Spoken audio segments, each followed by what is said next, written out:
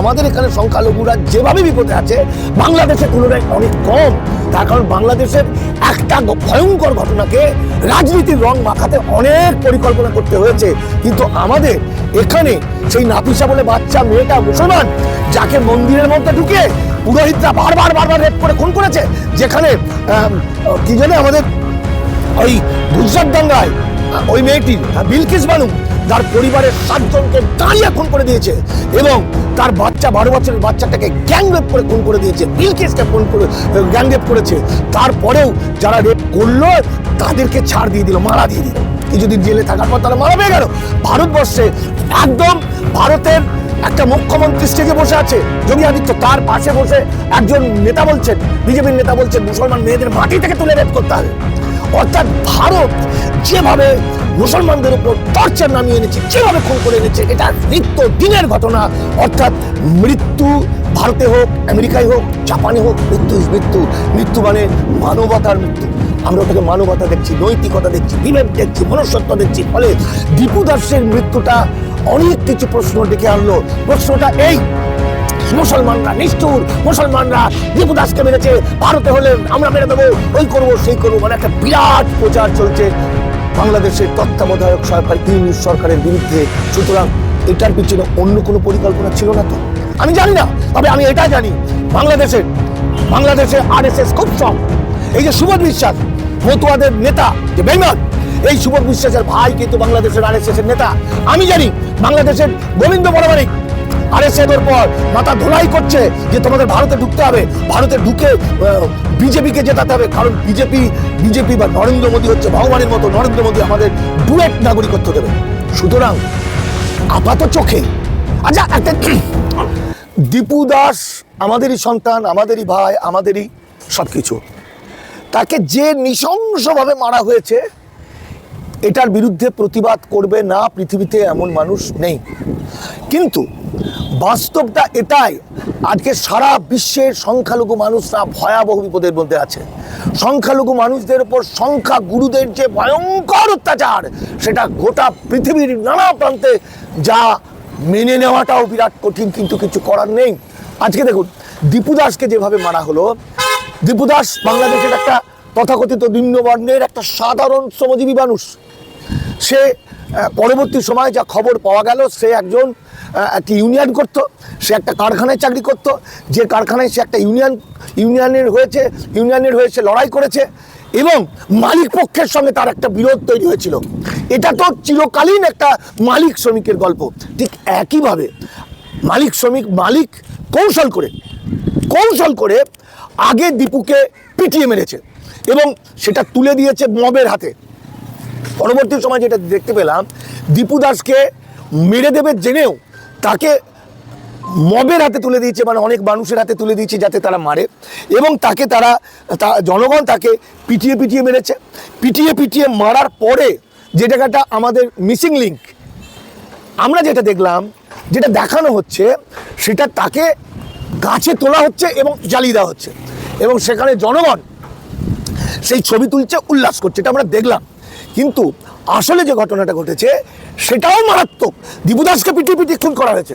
খুন করার পরে তাকে শ্মশানে নিয়ে যেতে দেবে না, কারণ যারা শ্মশানে নিয়ে যেতে চেয়েছে সেই মানুষগুলোকেও এরা মারতে চেয়েছে, এই মব এবং বদমাশ এবং শয়তান দল।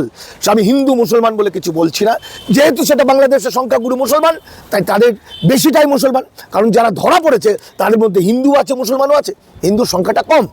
তাহলে দীপু দাসকে প্রথমে মেরে দেওয়ার পরে তাকে যখন ওই রকম একটা জায়গায় গাছের মধ্যে তুলে এত লোকের সামনে তাকে ছবি তোলা হচ্ছে, ভিডিও তোলা হচ্ছে, এটা কতক্ষণ টাইম লেগেছে?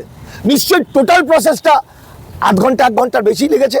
তাহলে এই 1 ঘন্টাটা কিভাবে হয়েছে, এটা কিভাবে গেল? অর্থাৎ গোয়েন্দাদের কাছে রিপোর্ট ছিল না কেন?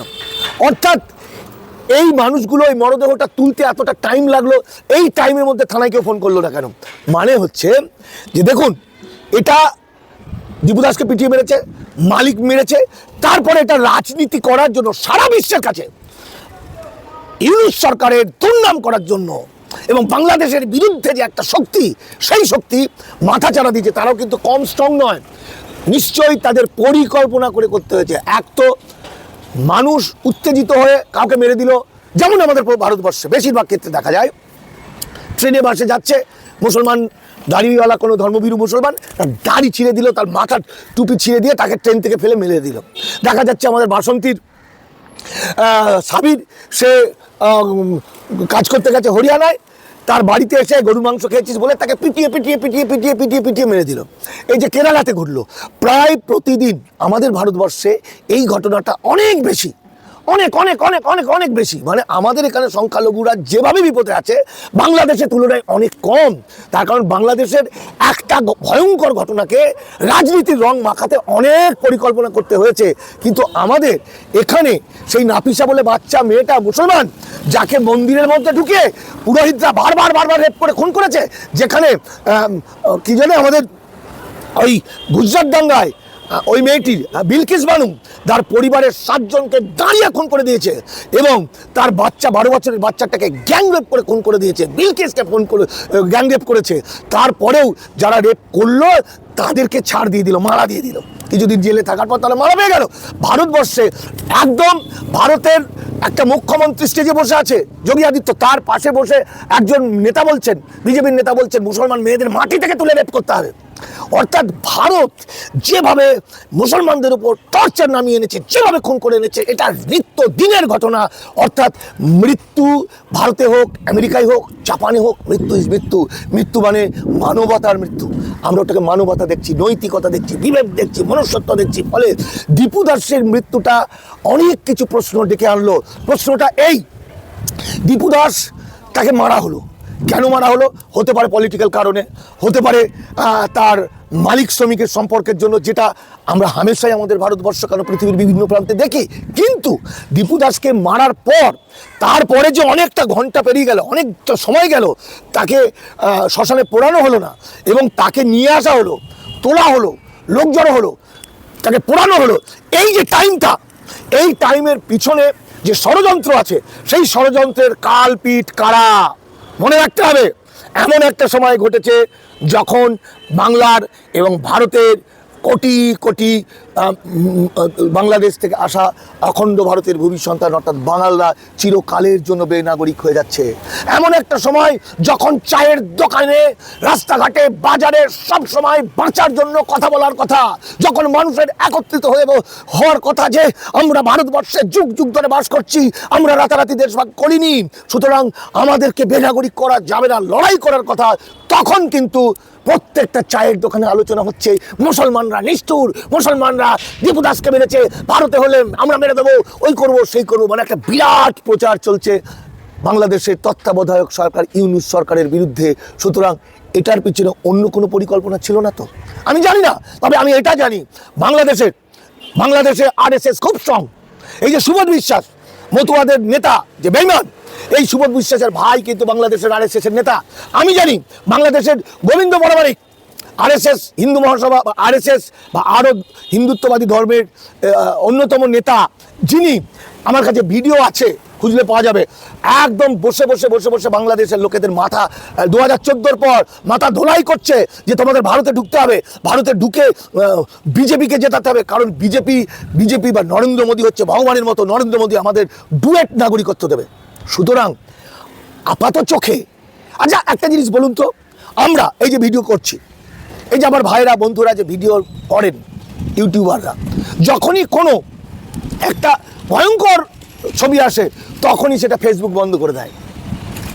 তো যখন একটা ভাষা অন্যরকম বেরিয়ে যায় তখনও ফেসবুক সেটা আটকে দেয়, সবটাই আটকে দেয়।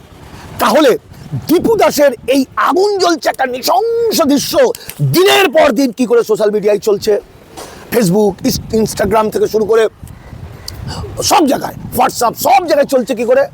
কে পারমিশন দিচ্ছে? এই সোশ্যাল মিডিয়ার কোম্পানিগুলো কি করছে? কেন আটকে দিচ্ছে না এরকম একটা নৃশংস ছবি?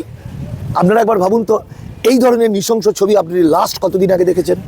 আপনারা কি কোনো মুসলমান ভাইকে যখন ভারতবর্ষের সংখ্যালঘু মানুষকে যখন পিটিয়ে পিটিয়ে পিটিয়ে পিটিয়ে মেরে একদম কেটে শেষ করে দেয়, তখন কটা ছবি আপনারা দেখতে পান? তাহলে এর পিছনে একটা বড় খেলা নেই তো? ইউনূস সরকারকে ফেলার একটা বড় ষড়যন্ত্র নেই তো? ফলে আমাদের আবেগতাড়িত না হয়ে দীপুর আত্মার, যদি যারা আত্মা বিশ্বাস করেন, আত্মার শান্তির জন্য, শুধু দীপু নয়, দীপুর মতো আমার ভারতবর্ষে যে অসংখ্য মুসলমান ভাইরা শেষ হলেন, তাদের রুহর আত্মার শান্তির জন্য আসুন আমরা সবাই বলি যে আর একটা ভাইও যেন, একটা বোন, একটা ভাই যেন কেউ পৃথিবী থেকে এভাবে নৃশংসভাবে শেষ না হয়। কারণ মানুষের কোনো জাত হয় না, মানুষের হিন্দু মুসলমান হয় না, মানুষ মানুষই। ফলে এর পিছনে যে ষড়যন্ত্রটা আছে, সেই ষড়যন্ত্রটা খোঁজার চেষ্টা করুন, কারণ ষড়যন্ত্রটা কিন্তু অনেক অনেক অনেক অনেক গভীর। যারা আজকে চায়ের দোকানে, বাস স্ট্যান্ডে শুধু শুধু বাংলাদেশেরকে গালাগালি দিচ্ছে এবং হিন্দুত্ববাদীদের হয়ে মুসলমানদের গালাগালি দিচ্ছে, আখেরে সেই মানুষটা ভারতবর্ষে থাকতে পাবে তো? সেই মানুষটা তার বাচ্চা কাচ্চা নিয়ে, মা বোনকে নিয়ে, মা বাবাকে নিয়ে ভারতে তার আয়ু আর কদিন? কারণ মনে রাখতে হবে, দীপু দাসের মৃত্যুর আগুন জ্বলছে একই সময়ে ইন্টারনেটের মাধ্যমে বিএলওদের দিয়ে যে কাজগুলো করিয়ে নিয়ে কিন্তু দিল্লিতে বসে প্ল্যান হচ্ছে আজকে ভারতবর্ষের শুধু বাংলার 1,90,90,00,000 মানুষের জেরা চলবে, যে জেরার মধ্যে প্রায় 1.5 কোটি বাতিল হতে পারে, 1.5 কোটি ভোটার তালিকা থেকে বাতিল হতে পারে, 4.5 কোটির বেশি মানুষ বেনাগরিক হবে। তাহলে আগে কোনটা ভাববো? আগে হিন্দু মুসলমান নাকি অস্তিত্ব? নাকি হিন্দু মুসলমান মিলেমিশে একাকার হয়ে গেলে আমাদের অস্তিত্ব বাঁচবে? দীপু ভাইকে যেমন খুন হতে হবে না, এবারেরও আমাদের সংখ্যালঘু ভাইদের খুন হতে হবে না। তাই আসুন, জাগুন, গভীরে ঢুকুন, বিষয়ের গভীরে ঢুকে দেখার চেষ্টা করুন এবং মানবতার জয়গান গান।